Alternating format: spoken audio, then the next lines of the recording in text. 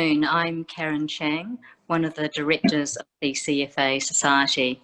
And it's my absolute pleasure to welcome all of our attendees to today's webinar, including our CFA members and associate members and candidates, as well as our friends at Infins and other guests. I'd like to thank Sir Robert Jones and our interviewer, Craig Stobo, for giving up their time today to share their insights with us this afternoon on what I'm sure will prove to be an interesting and lively topic. Well, I don't want thanks, I want gifts. Are you about to wave one, are you? Perhaps we can talk about that after the webinar. Now, before I hand you over to Craig, I just want to let you know about our upcoming forecast lunch, which will be at the Northern Club this year. We've got some terrific speakers lined up on the topic of sustainability and finance. So please head on over to our website for more details and to register. So without further ado, I will now pass it over to you, Craig. Thank you. Thank you. Thanks, Karen. Kia tato. Welcome, Sir Bob. Bob, what is it, Bob or Sir Bob? How would you like to be called? I quite like Marjorie, actually. I got into one of my old suits. I'm normally wearing a dress these days on a wig. We'll call you Bob. Thank you so much for agreeing to being interviewed on webinar. I understand it's the first time you've done this, so I appreciate that. That's a commitment of an hour of your valuable time. The format's pretty simple. You and I are pretending that we're just been fly fishing in the Tongariro. We've come back to a lodge, had a glass of wine and some chairs, and the guests are looking in through the windows, and it's a very simple conversation between the two of us on things that are dear to your heart. You don't know my questions and I don't know your answers, so I think we'll get on fine during 12 rounds, Bob. Well, let's hope so, because you disappeared a wee bit then. Let's hope I'm sorry. Works. Okay. No, it's your fault, I assume it's not. Okay. So just quick on COVID. I know you've been locked down in Wellington like everyone else in various levels. It sort of reminded me of 1976 when you had a 1 in 50-year flood in the Hutt Valley and your driveway was taken out and you're locked at home. Have you found the same sort of experience infuriating, frustrating for you, being locked down? No, not really. I quite like, well, actually rather similar. There I was, stuck at home. Now, when I say stuck at home, I couldn't get out through the drive, cars and that. There were other ways of getting out. So I put it to good use and wrote Jones on Property, which I've never read since, but I was arguing with Muldoon at the time. He was knocking out books, you know, he liked club writing. And he'd be the bestseller that year, and I pipped him at the post. Well, there you go. Well, you've a very productive New Zealand. Just that, actually, Craig, I've done the same this year. I had 4 draft novellas, so I sat down and polished them up, and they've just been published. Oh, there we go, Renaissance man. I just want to go back to the beginning. Robert Jones Holdings, 1961, 62. You bought your first commercial property in the Hutt, age 22. Can you tell us what that was and why you decided to get in commercial property at age 22? Well, I'd made a lot of money very quickly in 2 years, and people often ask me, how do you do that? Well, I had no particular wish to be a business person, which I'm not, never have been, except for one short spate with a public company. You know, there's too many other good things to do. But I was lying in hospital for a long time, and I learned a valuable lesson, namely thinking time. You know, I didn't know what to do with myself. I turned 21 in there. And then in the end, not coming to a conclusion, I thought, well, I better make some money. So I've got more thinking time to decide what to do with my life. I've been working in factories and that. I had 1 year, which I loved, full-time at uni. But of course, ultimately, I've got my finger on it. What the difficulty was, it really didn't matter what I did. It was self-employment. That was the key.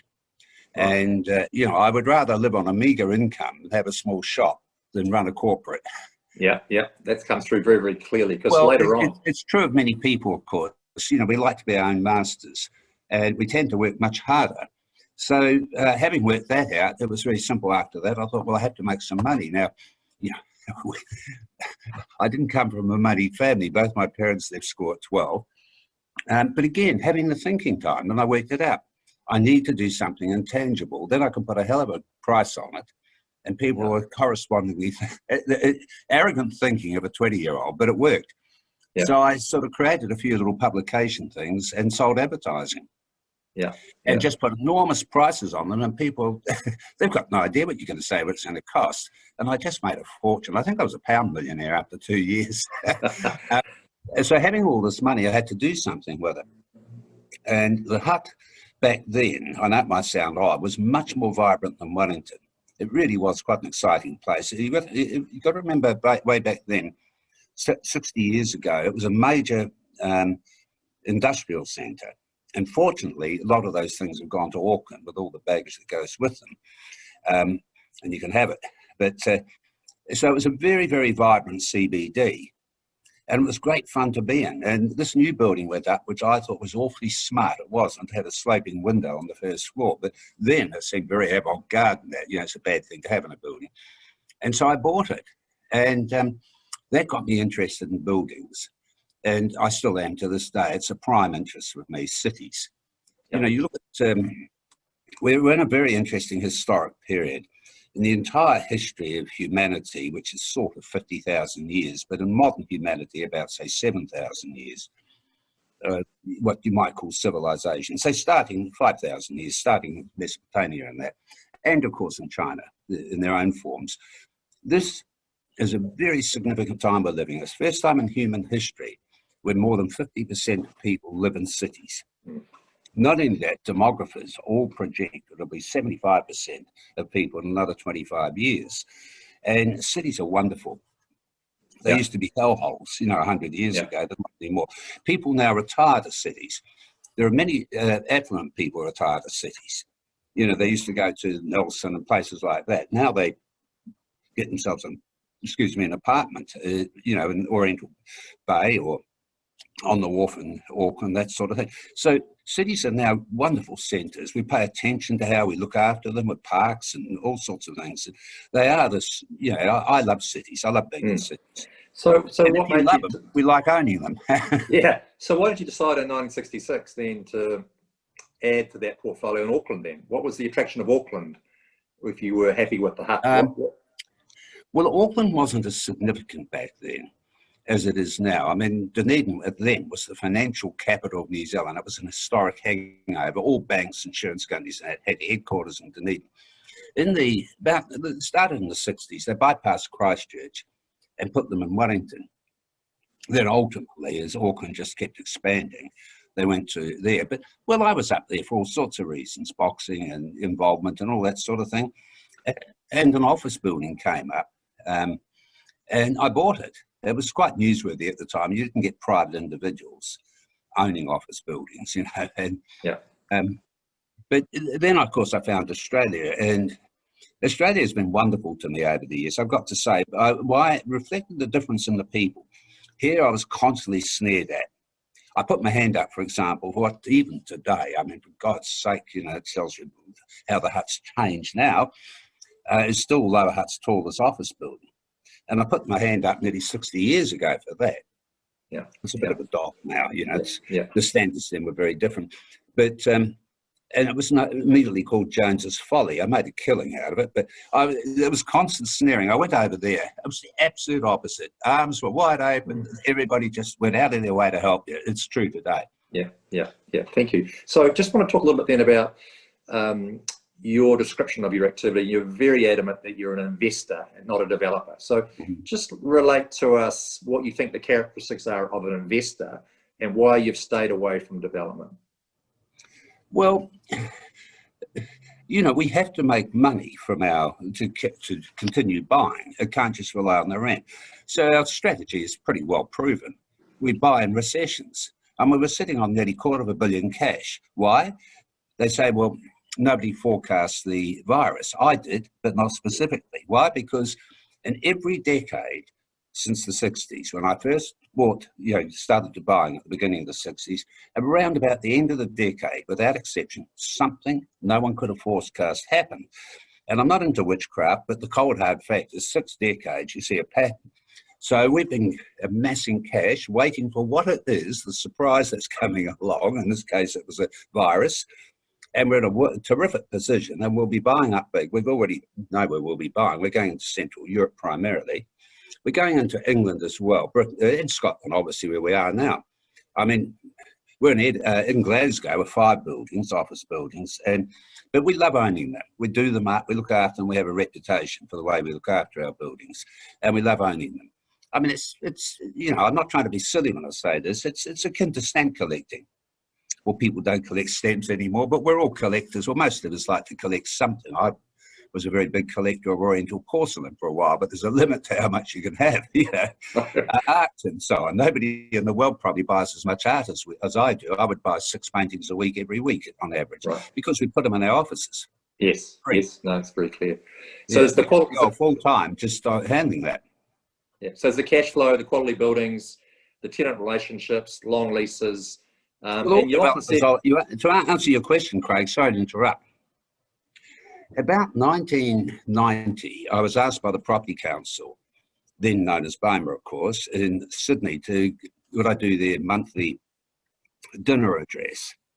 And I said, all right. And they asked me for a topic. I said, the topic, sorry, it's a bit lengthy, is why developers always have and always will go broke. Screen now. Yeah, great. So, Bob, so you're just describing the Property Council BOMA. But the point of the story was this. I then got inundated from all over the world. I gave the address in Boston, in New York, Perth, this sort of thing. And every time, mass crowds of architects, engineers, accountants, and lawyers in particular. It seemed to me pretty easy to work out. But the reason I mentioned the reaction was they knew that from their own experience that all developers ultimately go broke. And I outlined the reasons why. It's human behaviour, why. And I didn't particularly want to go broke. But aside from that, I like buying buildings and improving them. We like owning cities, and it's easier and it's more fun. And it's childish, as I say. My mother told me that when I was 70. It's about time you found something sensible. She trying to explain to time. She'd rather have school teaching or something, I think. But no, I get a kick out of it. That's great. So it's just, I think your view on development is that there's just the risk of time is money. There's the risk of the human behaviour factor. Nobody in history has, say, gone and developed 2 flats, done well out of it, then done another 2, done well, then done another 2. That's contrary to the way humans are structured. Yeah. They will then, if it keeps working, they'll do 4. Your trust in modern technology. I have a bridge for sale. Are you interested in buying a bridge? It's in Auckland. I'll bet you'd be a sucker for it. I don't even have a cell phone. No.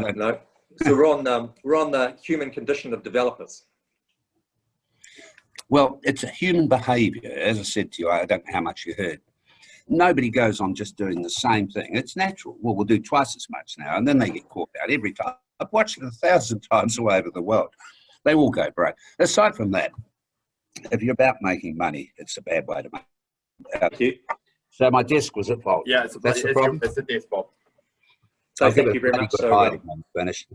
Human behaviour and developers keep growing bigger and bigger and crashing. Well, it's only human. Of course, nobody, just if it's successful, just keeps repeating that same minimal thing. It's perfectly explicable, and none of us would be different. But, I mean, we do build the odd thing, and we spend tens of millions a year on our buildings correcting architects' mistakes, which are very, very common, and they don't even understand it. Our top architect, I said, look at this, I have a rather grand office. This wonderful expansive view, look what's killing it. This column, what's wrong with that, he said. It didn't have to be there, you know that, you understand buildings. They don't think about them. Look at these bloody rubbish they're building. I mean, you want to look at Christchurch, it's an absolute disgrace. Once our most beautiful CBD. Buildings down there with 2 layers of glass, a foot or so apart. Why? Oh, we save on air conditioning. What about the purpose of the building, namely the occupants? They don't want to look through that. I've seen there's one in Glasgow, an old historic building, and the stupid architect encased it in a glass shell with the same sort of thing in mind. You see this sort of thing all the time. They should be flogged out, commercial architects. You've got a pretty strong view, I think, on the role of advisors and particularly brokers. So you've always thought the agents are your best friends. Look after them, pay them well, have conversation with them, glass of wine, they bring you deals. Is that still true today? Not what we do, but of course it's true in principle. These people are important. It's always baffled me the way people who, own buildings are reluctant to pay brokers, take time doing it. They bring a lease to us, we write them a cheque. Well, nowadays we don't write cheques anymore, but I would, if it was able to me, I'm not into technology, but they pay them straight away. Yeah. And that is not common, and I've never understood it. They are, they're a free army for us. They only get paid when they do something you want. And it always amazes me that people don't realise that. I want to turn a little bit around to different types of property, and you're clearly an office owner, buying quality, buy the corner site if you can. I tell you, you learn things from the most interesting people. Well, I'll put it this way, from the most unlikely people. That never occurred to me. So I was sitting with Angelo Dundee and Helen, his wife. You remember Angelo Dundee, Muhammad Ali's trainer, famous trainer. They were good friends of mine. At a world title fight, we were having dinner. And Helen said to me out of the blue, she said, Bob, it can't be hard to make a lot of money out of property. I said, why is that, Helen? She said, my mother is a silly, complete halfwit, and she's very rich. And she's done it out of property. I said, what is she? Well, the Americans, of course, if you go into a big bookshop in America, property section, there'll be 80 books. They all talk about residential property. It's very unique to New Zealand, this interest of the public, the wider public, in commercial property. I'd like to come back to that, actually. And I said, well, what does she do? She said, well, I don't know. She just got some golden rule. It's got to be on a corner. And, of course, Eureka, the flash.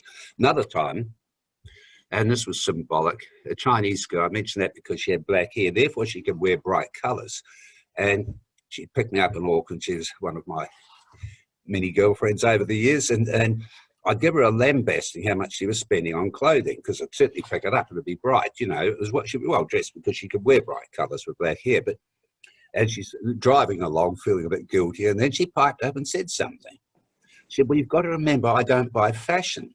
I said, what do you mean by that? She said, well, if I don't get fat, I'll wear this in 60 years' time. It's classical design. Another eureka moment.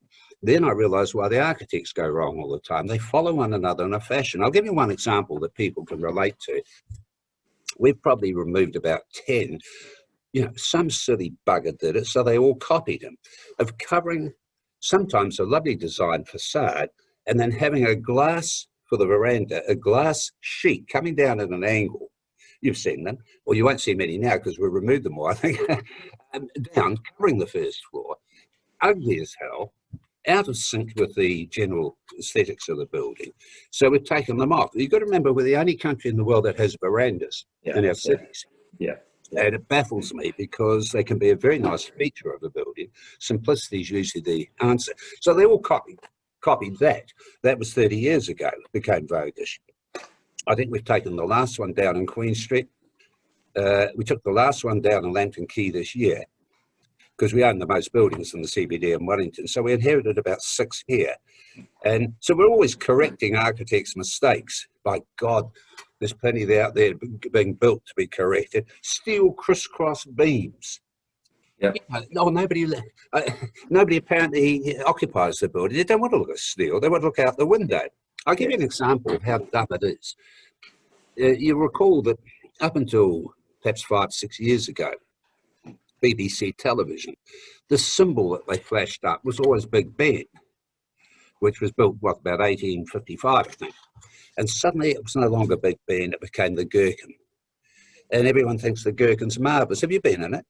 Yeah, I have. Yeah. It was bloody terrible. You sit in your office with crisscross steel across you. Not that it's anything to look at when you're up in there in London anyway, especially in the city. But nevertheless, you don't want to look at crisscross steel. And then in Barcelona, some silly bugger went and copied it. He made it even worse. He put an outer layer of glass on it. So they do dumb things. A lot of the modern art, they're not always, not in every country. In China, there's some very good architecture. The Americans tend to do it well. They're more conscious of the occupants of the building. And curiously, in Brisbane, the buildings are well designed. In Sydney, they're a disgrace. They put the lifts in the wrong place, all sorts of things like that. So you've not been keen on suburban office, though? You've always been CBD No, office? because it comes back to what I referred to earlier. The growth of cities, in the heart of cities, is where the action is. Here's another issue that came out of the lockdown. we all read these articles, mostly written by women journalists. In fact, I don't recall one by male journalists, about working from home. And we watched them write those articles, and gradually all came around. They buggered, I missed the fun, the exhilaration, and that. It's madness. So there was nothing stopping. It was such a good idea. It didn't need a lockdown to do it. They could have done it before. So now the only people that continue to talk that way, large law firms, and I'll come to the reason why, and also computer nerdy companies, which we don't let in our building because they lower the time. People don't want to be in their lifts with those sort of people, you know, and we don't let them in our buildings. And you know, you're conscious of who you let in the building. Yeah, of course. It does affect people. Yeah. Anyway, Craig was just telling me before we came on about a particular government agency that is desperate to take the space that's coming up. I said, no, we don't want them there. I won't tell you what it is because they'll lower the time. We have plenty of them in, but we have the elite agencies and this sort of thing. But you've got to be very careful about all those considerations, and most people aren't. They don't think of them. They don't think of, for example, the ground floor presentation, very important in a city. The ideal tenant in your ground floor of an office building is unfortunately disappearing, and that's a dress shop. Because of the gaiety and the colour and all that, it's wonderful, but they're nearly finished. There's hardly any left. We still have half a dozen, but it's very hard now. They're all buying online. And so we've literally had this situation where girls come to us with no money. We'll say, look, you go in there, we'll help you out, we'll lend you money interest-free, we won't charge you any rent. And we'll turn down a bank who wants it. We don't want a bloody bank in our building because it's basically an office usage. It's not attractive. They're all disappearing now anyway, of course, as you know. But, the selection of tenants, you don't want somebody selling, say, electronic goods. It doesn't look good. Right. The next best tenant, of course, is people, this modern phenomenon of people sitting in cafes, outdoor seating and all that. It just lifts the spirits to walk past. You know, so do you think working from home is a fad then, that people eventually it's go not going to happen. Right. The reason law firms do it is law today, nearly every case they're involved in, whether it goes to court or it's just, whatever, it involves money. They thus become very mercenary lawyers. And not as bad as the medical profession, but they do. I've got a theory why. But they think in terms of money, and they totally ignore viewers or listeners or whatever. Trust me, try it. Google open plan offices. You will see hundreds of studies, including from here in New Zealand, done by universities all over the world. They all come unanimously to the same decision. It's fool's gold. The law firms do open plan offices. Very unhappy employees. We don't. All our offices, most junior employees have their own office, couches, wine bar, wine in there. Everything's provided. But I've never known any of our staff to take a lunch out. Yeah. We provide it. I need a lovely big kitchen, whatever they want, they buy, and we provide it. And you create the right ambience. We've got millions of dollars, literally, of artwork in our offices in Wellington. Yeah. Now, that's a bit of a reflection of me, frankly, in Auckland. Greg's got no taste at all, Greg, don't you? And so he decorates his with bloody shocking things. Yeah, we tease him all the time. But a quite different approach. But it works. Yeah. Yeah. You create an atmosphere away from home. These law firms, if they were smart, they would give them individual offices, couches, all that stuff, but they don't. Yeah. And so they talk about working at home. Now, a barrister, a top barrister, it does need privacy and putting his head down. He's still better off having a really nice office than working from home, where obviously it doesn't work. Distractions. So you've also steered away from suburban office parks. Had no interest in those. Because it's all about cities. We've owned suburban offices, but only because they've been a giveaway in Sydney. After the share market crash, we really creamed it with some. But as a general proposition, no, because I mean, good God, I'll be 81 next month. It's got to be pleasurable. There's no particular pleasure in being in a suburb and owning it there. We get a kick out of cities, making them better. And your only retail exposure is really at the base of the towers, the podiums. You're not interested in other Well, retail. yeah, I mean, we're the biggest owner of retail in the CBD, and that's because we own the most buildings. Plus, we own David Jones' store. But you made a comment, one of your books, around if retail does well, the rent goes up and the retailer falls over, they can't afford it. So how do you reconcile keeping we that? don't set the rents, the market does, as you know. Sure. And I can't believe some of the rents prior to the lockdown and that. But, you know, we didn't wait to be asked. We said to them, don't pay any rent. Yes. Yeah. I mean, we could afford to do it, frankly. And if you talk to our tenants, they'll all sing our praises. I gave Andrew Little a real bollocking. I wrote him a letter over this nonsense he came up with, which we can thank Winston for putting a stop to it, incidentally. And I said, why didn't you ask me first? I've known him for 20 years, for God's sake. Anyway, he rang up, we went out to dinner. And it was quite a nice compliment, actually. He said, oh, well, he basically implied I didn't know what it was like out there. He said, everybody knows your company's reputation. In other words, we are not normal. But I asked him how many commercial buildings were in New Zealand. He didn't know. I said, there's about 300,000. There are buildings in Dannevirke and places like that, Partia. They're owned by somebody. They're all falling in value every year, this sort of thing, in real terms. They have a relationship with the tenant, the owner, some farmer or something, you know, and they don't need you to intervene. And aside from that, they have a lease, and if somebody wants to take a hard line, well, they're entitled to. Now, we've had a few incidents that the newspapers have enjoyed playing up, that somebody's taken a hard line on a tenant. He's entitled to. He's foolish, but he's entitled to. Why would you lose a good client if they're able to pay 75%? Well, my point is, though, that as I said to Andrew, Lambton Quay and Queen Street are not your normal scenario with commercial buildings. You know, this is a country with one big city, two big cities, and lots of small cities and towns, and they're full of commercial buildings, all with a fraction in real terms of their original cost. Yes. It's not hard to work out. So just to turn very briefly then, you mentioned before you'd like to talk about it, residential. So just give us some views on residential property today. Well, I mean, it's a mum and dad thing, and it's a stupid thing to do. I mean, you know, I'd rather be flogged, 30 lashes every hour than have to own a residential property. But I would love to see, in fact, Judith raised it a week ago, and a quite good journalist, Thomas Coughlin, said, oh, she's copying it from Thatcher. He ought to know better. Judith raised selling state houses to their tenants. Now, national governments, which have occupied 47 of the last 60 years in this country against 24 for Labor, don't do things. The MPs are made up of small businessmen, unheard of lawyers, farmers, people like that who are content with the way the world is and want to maintain it. And they see that as keeping a Labor government out. And they never do anything. So national governments, since the first in 1949, have only ever done two innovative things. And the first was allowing state house occupants to what was called capitalise their family benefit. This was an allowance paid for every child. And they'd say, okay, till 15, we're going to be paying you that. Add it all up, this child's 5, because there were bigger families then. Now, my family did it. And when the National Party was formed, its objective was to create a property-owning democracy. It was a very big step in there. Now, you sell them.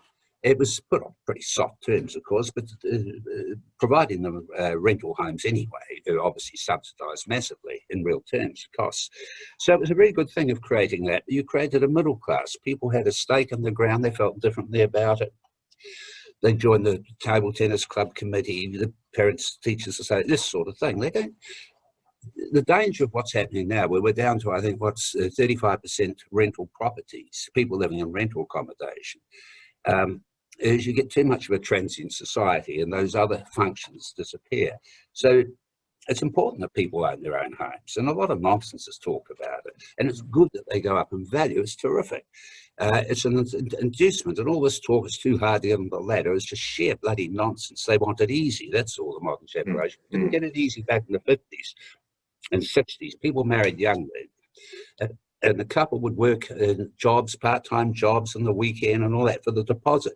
3 mortgages was quite common, and after a year they'd paid off the third one and so on. They didn't expect anything for nothing. There was not that sense of entitlement that prevails today.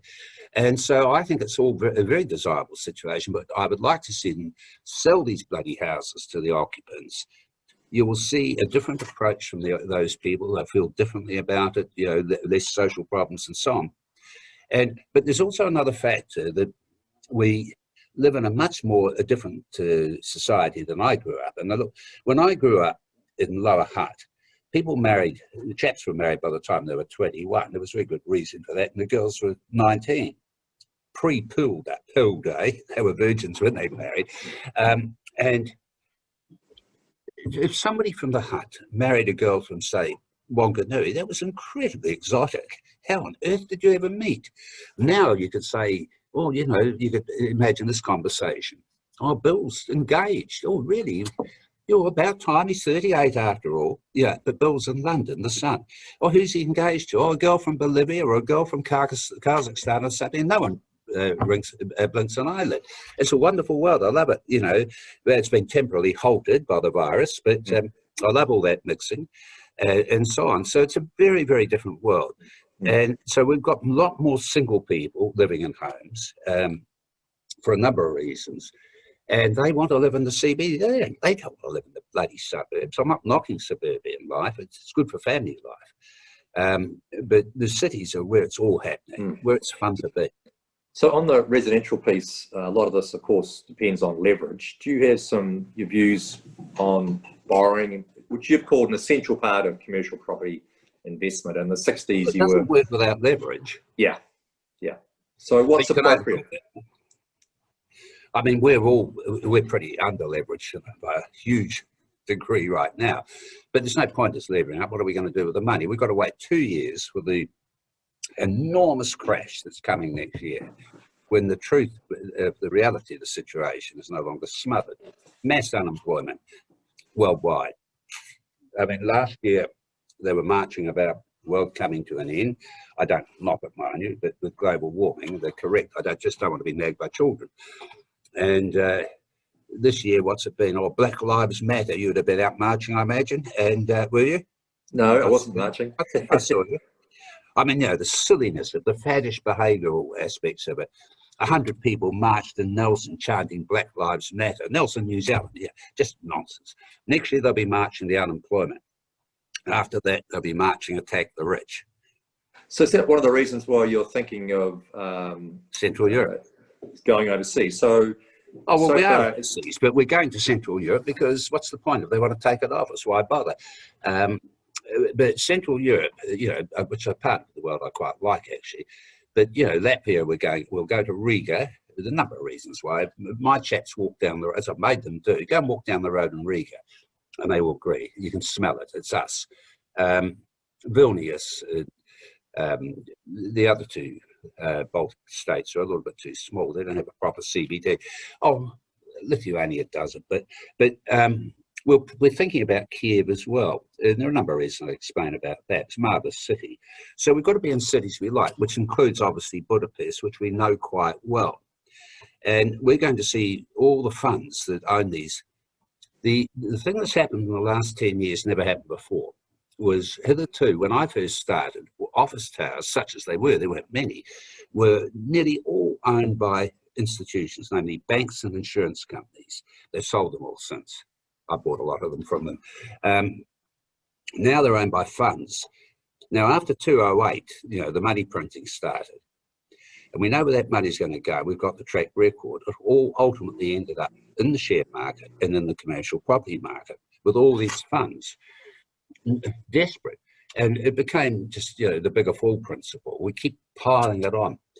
The common sense criteria of looking at a yield has just gone out the window with share markets. It's just madness, over the yield. It just doesn't exist. They're relying on the city pluggers keeping it, because where could they put the money that was pouring? What's going to happen all over again? Ultimately, it goes through to the consumer to liven things up, but ends up with the funds. They know nothing about commercial property. They buy these buildings, say, oh God, we can get rid of 100 million. And look at this income. Well, if you know office buildings and you're handling them right, don't do it for income. We spend an awful lot on our buildings all the time. It's a capital exercise, and but they don't do that. They just sit back and they have no idea. We've done very well buying buildings from them, and it's just going to be a flood tide. So just on that topic, the buildings will go empty, Craig, or half empty. They'll complain to the leasing agents. There won't be any tenants. There'll be a real doldrummy period, and then they'll say, sell it. Nobody will want to buy it. We'll buy it, but we'll just wait 2 years. So you're seeing the red flag of subleasing now? Is that a red flag? Well, yes, but I don't place a particular weight on that. But it is a bit, yes, obviously. Yeah. Okay. So we don't go. We try and avoid large tenants, what we call the fat girl market. Lots of people, like sitting in a row doing menial jobs. We don't want them in our buildings. No. So just on that 2-year kind of view, can you just take us through your experience of really tough times? And I'm thinking about 1992 as an example, 5 years after 87. Wonderful. Wonderful. Yeah. So just take us through that. How you exactly saw what I that just explained then happened. Except sometimes we were dealing with receivers, and in Australia they were, and the banks in particular in Australia, they say they'll never do it again. They will. Different personnel. They just gave buildings away. We bought one building for $6 million. Then about 5 years later, we were offered $75 million for another one for $5 million that we did sell for $60 million because not because of $70 million didn't attract me, but it was only about 8 stories high. In fact, you'd know the building in the heart of Sydney with it's got a pointed opposite the what the hell they call it, the major tower there. Commercial Bay, Bob. No, it was about to be drowned. There's an example of bad architecture. That curved top, Craig, you should be flogged for agreeing to that. Bad. Okay, so I'll organise the flogging if you like. So the opportunity you see is one of being prepared for those tough times and having the cash and the leverage ready to go. That's when we make our money. Yeah, sure. Everybody else sort of. My observation of the behaviour of, if you like, our competitors is they all buy up big and boom times. We don't. We wait for bad times. It's pretty bloody patterned and it's pretty predictable. Then we buy them cheap, we pour the money into them, and then the rents will surge and we keep pouring the money in. Ask our tenants. We have about nearly 1,000 tenants in Auckland and Wellington, especially in Wellington. They think we're great. Yeah. So just one of the philosophies of your investment career is to buy and hold, a bit like Warren Buffett, but nevertheless, you've sold out of Sydney, you've sold out of Brisbane. I haven't sold out of Sydney. You haven't sold out of Sydney. Okay. But US, Canada. That was about a personality thing, not about the. I would otherwise would have kept it. Right. And there's the reasons, I guess, you had a capital gain, etc., and you didn't want to hold them, but you do recycle capital. You've got Wellington, Auckland, Sydney, and Glasgow, and looking at going into Central Europe. What attracted you to Glasgow of all the places in the Northern Hemisphere? You know Glasgow? No, I've never been there. Oh, really? Oh, you've been to Edinburgh, but not Glasgow. Ask anyone about Glasgow and they melt. They say, oh, God, they all melt now. Now, the imagery of Glasgow is sort of a drunken Scotsman, a drunken Irishman, actually, from the Irish family. That's all gone. It's not like that. Glasgow's been a boom city in recent years. What attracts me there, though, it's actually the third biggest city in Britain. If you include Greater Glasgow, but they don't, you look it up, they'll tell you there's 750,000 people. There's not. It's not like not counting the North Shore when you say what's the population of Auckland. But the reason that attracts us is not only is it a boom city, but it's the architecture. I love it. You can sit in a coffee shop, goes down the street, here's a Victorian facade, here's a Georgian one, here's a modern one, this sort of thing. I just get such a kick out of it, Right. It's a very vibrant city. And also, of course, I love being in Britain. This relentless Mickey taking. Like you can't go and buy a bloody newspaper, without some exchange. I like that, Right. So one of the things that strikes me is your sunny optimism. You talked earlier on in the interview Optimism about is logical. Pardon me? That's a very logical approach to life. Unless you've got 2 months to live, there's no point being very optimistic about it. And a wide knowledge of human affairs. Do less and think more. So, what do you, just for the younger members listening into you, Bob? what would you ask them to think about when they might contemplate investment opportunities? What would you counsel them to do around those sort of contemplative themes? Well, you said the words, but they won't. Just first be patient and just think and study. Throw your bloody cell phone away for a start. It's a massive distraction. I watch it destroy people. And not only that, so many studies now showing that, this obsession with it, but to just observe what's happening and think about it and be patient. Patience is the absolute hallmark of success in this business. If you study our history, we have a flood of purchasing, and you already told you when. You know, I mean, we'll have so many choices. We've got the cash sitting there. We'll be paying bugger all for them, of course. They're just, you know, Charlie bought, he's gone. And the funds, you know, they're so enormous. Get rid of it. It annoys them. I mean, we've done it here, you know, the Reserve Bank Act is just a disgrace. But we had a national government that were incapable of thinking. They should have stopped it, albeit it was a Labour government initially that tolerated it. I wrote a book on it, Canterbury University published it. Well, you read it. It's absolutely spot on, and I predicted what would happen. It was crazy what happened here. It was illogical and silly. Anyway, it destroyed everything in New Zealand. Values fell, institutions all wanted to sell out. And we bought buildings in the city that are ridiculous. I'm looking out the window, we can see 12 buildings from our offices here that we own. Buildings we paid $8 million for now with $60 million, and it wasn't that long ago, you know, over the last 15 years or so. Or cut and run, that's their approach all the time. They're the ones that should study what they're doing, but they're into the share market, their mentality more. So advising somebody who wanted to be an investor, just read, be knowledgeable. This is pretty alien advice, isn't it? Read books, read fiction. It'll make you. I mean, I read 3 books a week, and 2 are fiction. I love reading fiction, and I keep reading. You know, I have 25,000 books, but in 4 libraries in different countries. You know, but and people say, well, how do you do it? Well, I'm not staring at a cell phone, and I do look what's on television, you know, on the newspaper every morning, and frankly, I'm awestruck that anyone would watch such crap. You know, they do. It's habit behaviour. So I'm not saying that you should be all mercenary. I've never been mercenary, but it's fun owning buildings. And you need to just think. It's pretty bloody obvious. It's not hard. And it's, you know, the thing is, you've got to, the bigger they are, the problem for somebody starting a course is they're not dealing with sort of dumb people. They're dealing with more at the smaller level. People who are more inclined to know the value of a building. We're talking about institutions where the opportunities lie, they've got to be a bit bigger. But I mean, if I had to start again now, knowing what I know, if I was penniless, it would be dead easy. You know, it wouldn't take me very long, particularly with what's coming, to have a huge portfolio. But then I know it all now. I mean, it's just patent. All of these are patent, except that there's a lot more positive things. Look, we'll have more viruses with everyone congested in cities and that, but we'll deal with them with a bit more experience this time. I'm not knocking the conservative approach taken, but there's no doubt about it. I wrote in early March that when it's done and dusted, I suspect we'll all agree Sweden had it right. And most people now agree with that, most commentators. But it's easy to say that. And what would I have done and say the Prime Minister's place? I'd have done what she did. You'd kick for touch. It was the proper thing to do because we didn't know what we were dealing with. We do, we'll have more, and we'll handle those better. Meanwhile, everyone's going to flood into cities. They get more and more exciting. Yep. We took on a new girl the other day. I said, why? She came down from Auckland. And she said, I came down to Wellington, out in the front desk. See, there's an indication, incidentally, Craig, of what lies ahead, what's being smothered right now.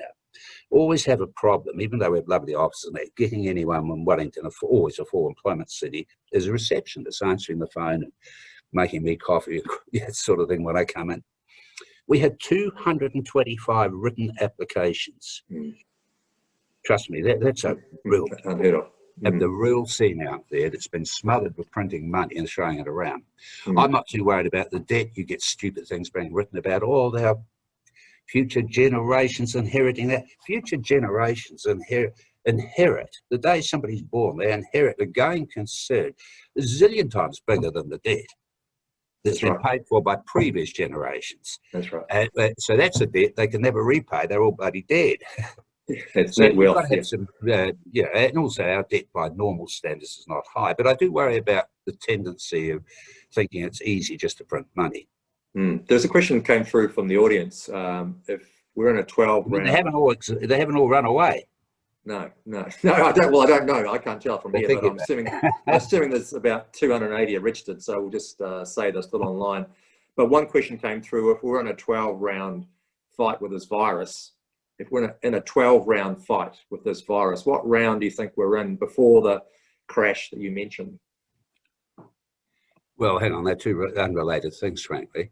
The virus has already done the damage, even if we get a vaccine.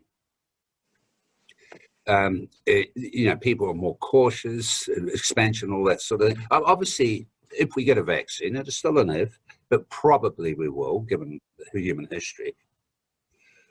Things are not just going to bounce back overnight. Bear in mind, prior to the virus, the normal economic cycle, all the indications were there, we were heading for a downturn, just with the normal, worldwide. So it was happening anyway, it's just simply been massively compounded. You can't turn society off for 6 months, basically. And now in Britain, all over again, in Scotland, she's going mad. There's constant lockdown, and people are angry. And of course, in some countries, you can't lock Brits up. Yeah. They won't tolerate it. You know how the police is run in Britain in large regional headquarters. Yeah. The chief of police for the central region, based on Manchester, came out about 3 or 4 months ago. He said, "Look, even if you gave me the army to help, I can't get Ponce to buddy. The English are not going to do what they're told. They're not going to be told. They won't. They refuse to."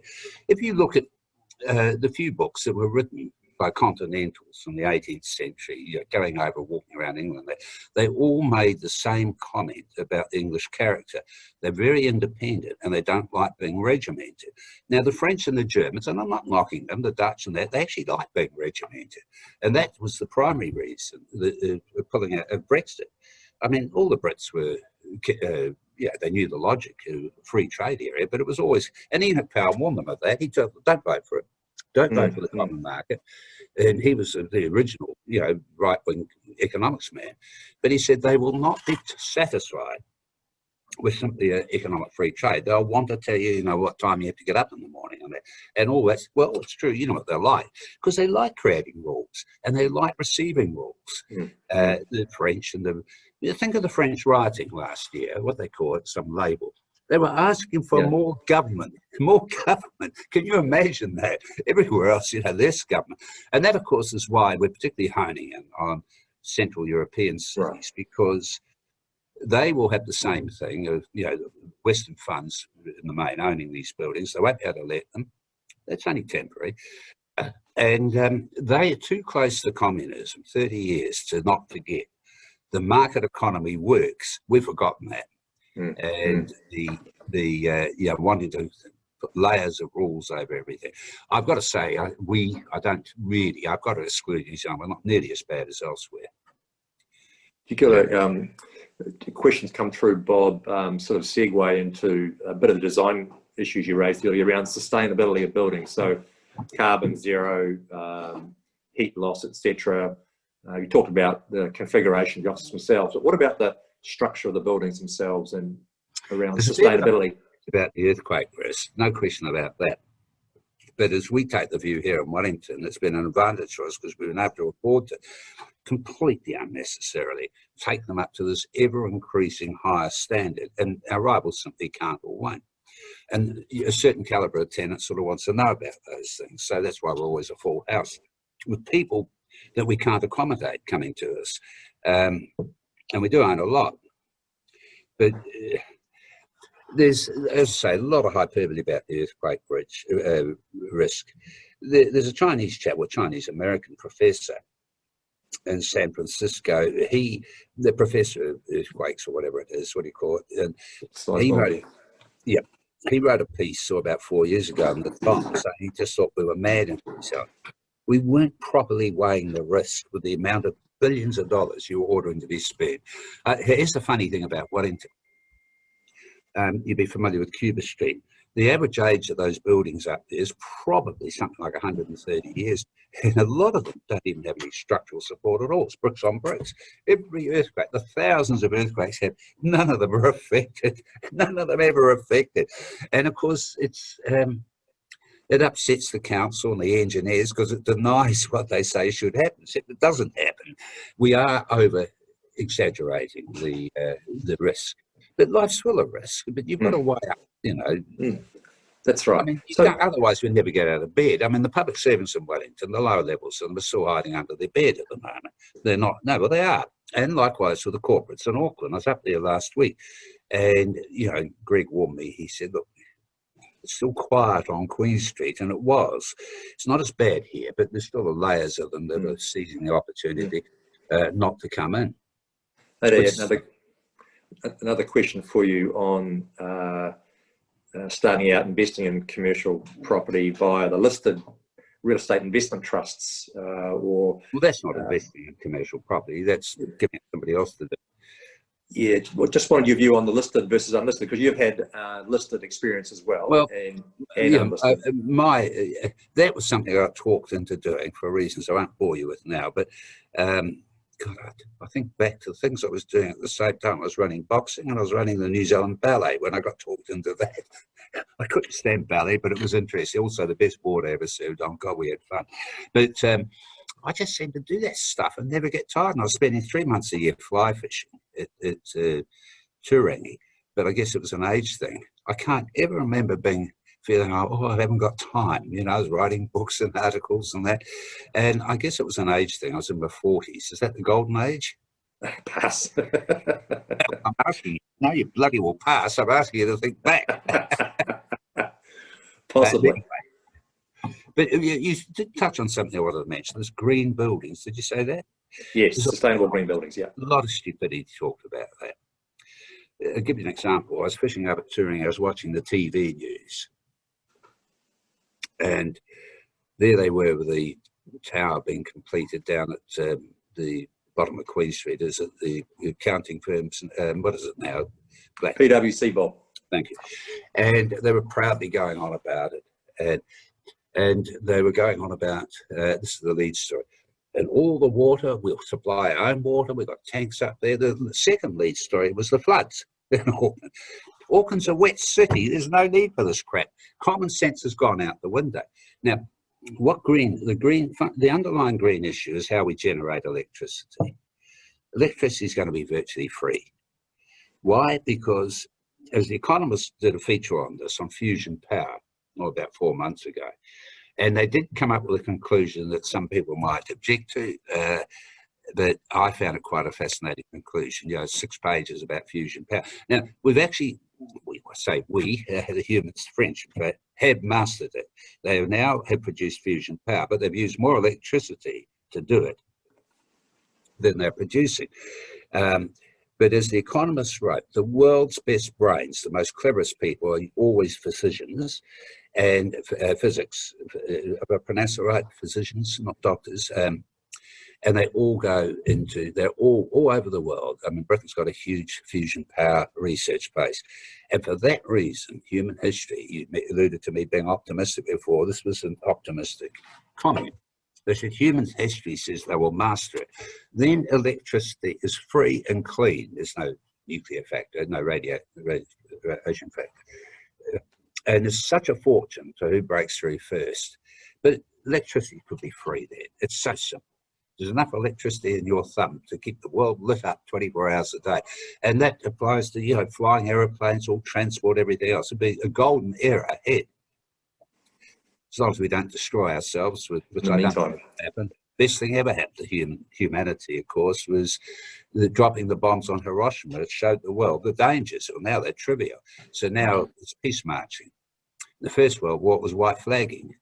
So all that's, I mean, I've always argued against, you know, military things. So I love it, the war that's going on. Favourite part of the world, albeit the Caucasians. And I like those 2 countries, you know, Azerbaijan and Armenia. But soldiers are shooting one another. I like that. They're usually shooting civilians. Armies, and I like that. Right. And I campaigned the New Zealand Party days to wipe the buggers out their armed forces and that sort of thing. It's such an affront to human civilization that we're training people, half-wits of course, to kill one another. We use euphemisms, the defence force, good Lord, defence. No one's ever attacked New Zealand. We've engaged. Some wars have been honourable. As far I know, this was shock people. Vietnam was. It was legitimate to be involved, and obviously the Second World War. But we don't have to have armies in that. We conscripted people for the Second World War, and they were quickly trained. The Boer War was an absolute disgrace. Do people ever think about that? What that was about? It was a disgrace that we're involved in. It was a disgrace that it happened. I think the only country that I'm aware of that doesn't have a standing army is Costa Rica. So. In 1947, they had the common sense to say we're spending 60% of our income, we're a poor country, on military. Who the hell's going to attack us? Do we want to attack anyone? That's right. Now, it took 3 years for Costa Rica to go to the top of the table for the whole of Latin America, part of the world I know very well, etc., and in health and education standards. It's now a very popular country to live in. A lot of Australians in particular live there. Now, they're not the only country. Go on, have a guess. What was the second country? Pass. Samoa. I think if I get my memories right, I think it was 1961 or 62 when Samoa, Western Samoa as it was called then, now Samoa, became independent. Unlike these half-wits in Fiji and Tonga, who decided they needed a navy, air force and army, the only thing the Fijian army ever did was invade Parliament, this sort of thing. They're just disgraceful. Who's going to attack them? And so the Samoans said stuff like this, we're not going to waste money on that. All credit them. Now, we've subsequently, 2 years ago, had another one join the list. Now we've got 3 countries in the world. Panama. When the canal was a major source of income for Panama, and then with the creation of all these bloody great tankers, the canal didn't work anymore. The Egyptians have spent a fortune widening and they're making Suez deeper. And they said, and there was a Japanese investor who claimed he was going to come and build a canal through Nicaragua and through Lake Nicaragua, which is quite large, and wipe out the Panamanians. So they had a referendum. And the basic proposition they put to the people was that life's going to be very hard for 10 years, paying for the debt we have to raise, 100 million, I think it was, US, to widen and deepen it. They voted yes, and they lasted 2 years. And stuff. What about if we wipe out our armed forces? We go back and they've done it. There we go. They've done it. Who the hell wants to invade Panama, apart from the Americans once? I gave the military attaché at the time, he was real bollocking, and he tried to defend it. What was that, about 1990 something? And he rang me up a year later. He said, I changed my mind, took me out to lunch. It was rather good. But people, it's just childish. Who wants to invade? Look, I'll tell you, the only war that's ever happened in modern times between any Central American country was El Salvador and Honduras. They're both bloody hopeless, but anyway. And what was that about? The soccer match, the annual soccer match. You appreciate that what I'm saying is correct. Yes, yeah. I'm just to pick up on your word bollocking. The crowd, the thing was hosted, I think, in El Salvador, and all the crowd there, somebody planned it, spread the word. They all brought mirrors along and shone them on the opposite side, and they all led to a hell of a row, whatnot, and they went to war. It was marvellous. Well, I've run out of questions from the audience, and you've been very kind to me in the box. They've run away, Craig. They've run away. Possibly not giving me too much of bollocking, but just want to acknowledge, as you said, you're going to be 81 next month. You've been a commercial property investor in your own right, call it a hobby or not, but you're still a major force in commercial property in Auckland and Wellington and now overseas. I couldn't find in the records anyone else who's lasted the distance through all the cycles that you have. 700 odd tenancies plus 50 plus retail premises, 1.5 billion plus in assets. We've got more than and you survived. You survived through all these cycles, and you're still going, and you're still stunning, you're still optimistic. So on behalf of the CFI Society, can I thank you for joining your first Zoom webinar with the members and your willingness to speak for an hour on all the topics that we have. It's been a privilege, Bob, and thank you so very, very much. And thank you to our listeners. I hope you enjoyed it, Bob. Thank you, Craig. All right. Talking to you. Good night now. Thank See you. you.